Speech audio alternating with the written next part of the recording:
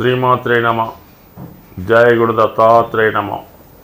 ఈ వీడియోలో మనం కుంభరాశి వారికి మార్చి 29 నుంచి ఏర్పడబోతున్నటువంటి ఈ షష్టగ్రహ కూటమిలో ఈ రాశి వారికి ఏ ఏ గ్రహాలు అనుకూల ప్రతికూల ఫలితాలు ఇవ్వడం జరుగుతుంది అని పరిశీలిద్దాం. మరి ముఖ్యంగా శని భగవానుడు ఈ కుంభరాశి వారికి జన్మశని నుంచి 2వ స్థానం అయినటువంటి మీనరాశిలోకి మారడం జరిగింది. ఒక విధంగా 2వ స్థానం అంటే కుటుంబ స్థానం, వాక్ స్థానం, ధనస్థానం, మన యొక్క కంటి చూపు దృష్టి, అలాగే కూడబెట్టుకున్నటువంటి ధనం, మీ యొక్క మాట్లాడే విధానం, ఇవన్నీ 2వ స్థానంలో ఉంటాయి. ఇక్కడ ఏలినాటి శని యొక్క స్థితిలో మీరు 3వ స్టేజ్లోకి రావడం జరిగింది. అంటే గత 5 సంవత్సరాల క్రితం ప్రారంభమైనటువంటి శని మీకు ఈ 30వ తారీఖు నుంచి అంటే మార్చి 29 నుంచి 5 సంవత్సరాలు పూర్తయి తర్వాత స్టేజ్లోకి ప్రారంభం అవడం జరిగింది. అంటే కుటుంబ స్థానంలోకి రావడం జరిగింది. అంటే దీనివల్ల అంటే కుటుంబంలోకి శని రావడం వల్ల కుటుంబం కొంతవరకు విచ్ఛిన్నం అవ్వడం జరుగుతూ ఉంటుంది.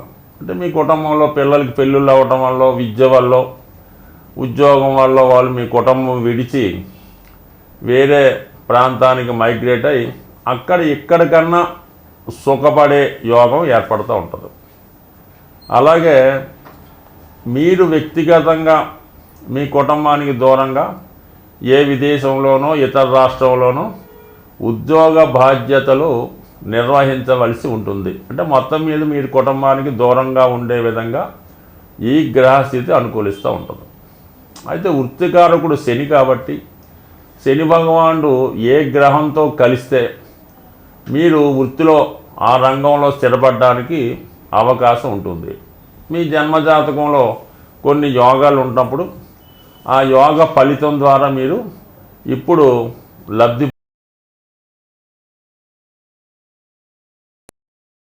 అన్నది ఏదో ఒకటి చేయవలసి ఉంటుంది. కాబట్టి మరి శని భగవానుడు ఈ మారడమే ముందుగా రాహుగ్రహాన్ని కలియడం జరుగుతుంది. ఎందుకంటే రాహు నెమ్మదిగా కిందకి దిగుతూ రెడీగా కుంభంలోకి ప్రవేశించడానికి రెడీగా ఉంటే ఆ రాహు యొక్క నోట్లోకి టక్కని పడ్డాడు మన శని భగవానుడు. దాంతో ఏమైందంటే ఇది ఒక గొప్ప యోగం ఏర్పడింది. అంటే ధనస్థానంలో మరి ఒక రాష్ట్రాధిపతి శని, ఒక రాష్ట్రాధిపతి రాహు, 2 కూడా కుంభరాశికి అధిపతులే. వాళ్ళిద్దరూ ధనస్థానంలో కలిశారు. అంటే ఒక ఇద్దరు పని రాక్షసులు ఒక భావంలో కలిస్తే ఇంకా సంపద దోచుకోవడమే అన్నట్టు. ఇంకా వాళ్ళ ఓపిక ఎంతైనా సంపాదించవచ్చు. అంటే ఏ రంగంలో ఎలా సంపాదించాలి?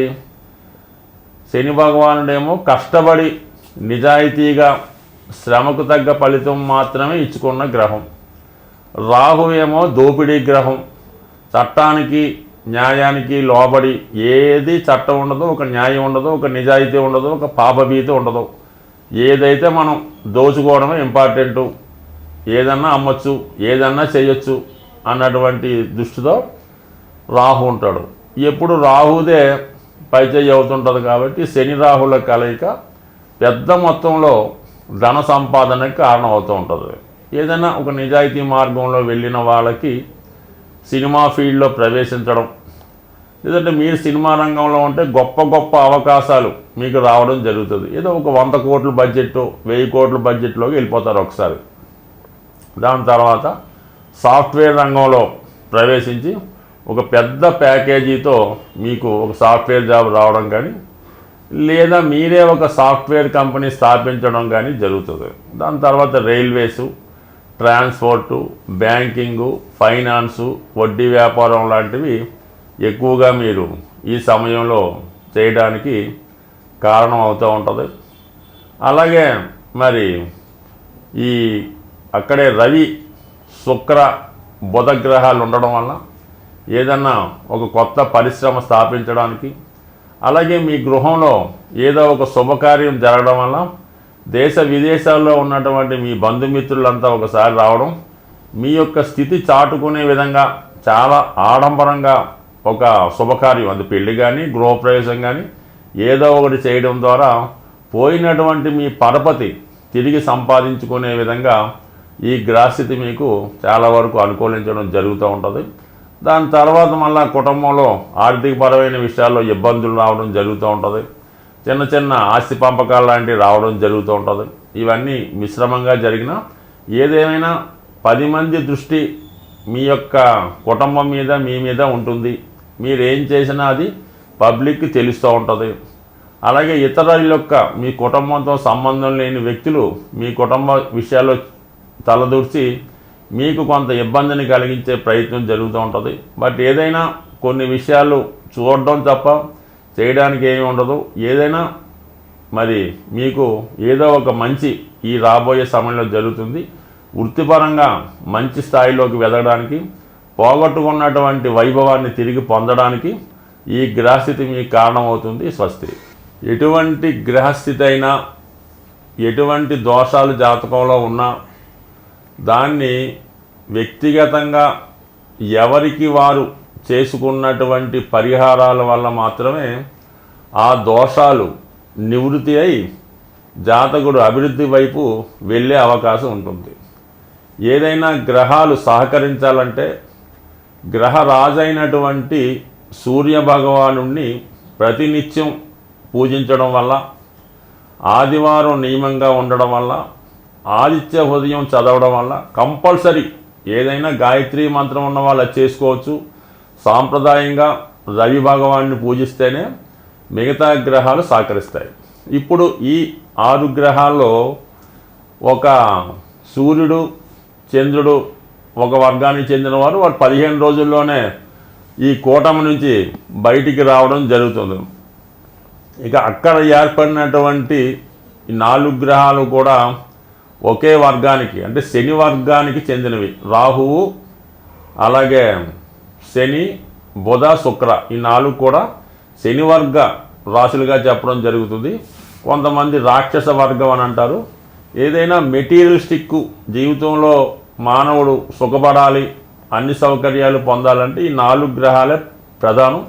అదృష్టవశాత్తు ఈ 4 గ్రహాలు ఒకే వర్గానికి చెందడం వల్ల మీరు కంపల్సరీగా శని భగవాన్ని అనుగ్రహం కోసం శివుణ్ణి ఆరాధించడం వల్ల, రాహు యొక్క ప్రభావం కొరకు అమ్మవారిని పూజించడం వల్ల, మరి శుక్రుడు యొక్క ఇంపార్టెంట్, శుక్రబలం ఉంటే అన్ని సౌకర్యాలు లభిస్తాయి కాబట్టి లక్ష్మీ అమ్మవారిని లక్ష్మీ స్తోత్రం ద్వారా, అలాగే చివరిగా బుధుడు చిన్న గ్రహం అయినప్పటికీ కూడా విష్ణుమూర్తిని పూజించడం వల్ల ఈ గ్రహాలు మీకు అనుకూలంగా మారడం జరుగుతుంది.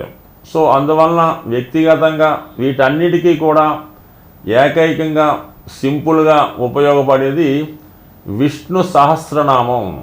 విష్ణు సహస్రనామ పారాయణ వల్ల అటు ఏలినాటి శని, శివుని యొక్క అనుగ్రహం కూడా రావడం జరుగుతూ ఉంటుంది. అలాగే విష్ణుమూర్తి అనుగ్రహం లభిస్తూ ఉంటుంది. ముఖ్యంగా లక్ష్మీ అమ్మవారి అనుగ్రహం కలగాలన్నా కూడా ఈ విష్ణు సహస్రనామ పారాయణతో పాటు అందులోనే యాడైనటువంటి లక్ష్మీ స్తోత్రాన్ని కూడా అది వినడం కన్నా చదవడం కన్నా ముందు దాని యొక్క అర్థాలు మీరు వివరంగా తెలుసుకునే ప్రయత్నం చేయండి. మరి చాగంటి కోటేశ్వరరావు గారి ఉపన్యాసాల ద్వారా కానీ పర్టికులర్గా ఉన్నటువంటి మరి ఆ విశ్లేషణ గ్రంథాలు చదవడం వల్ల తెలుసుకోవచ్చు. సో ఏదైనా మరి ఈ శాస్త్రాన్ని రచించిన వాళ్ళే ఈ 108 నక్షత్ర పాదాలకి ఈ విష్ణు సహస్రనామాన్ని విడదీసి ఒక్కొక్క నక్షత్రానికి ఒక్కొక్క శ్లోకాన్ని ఇవ్వడం జరిగింది.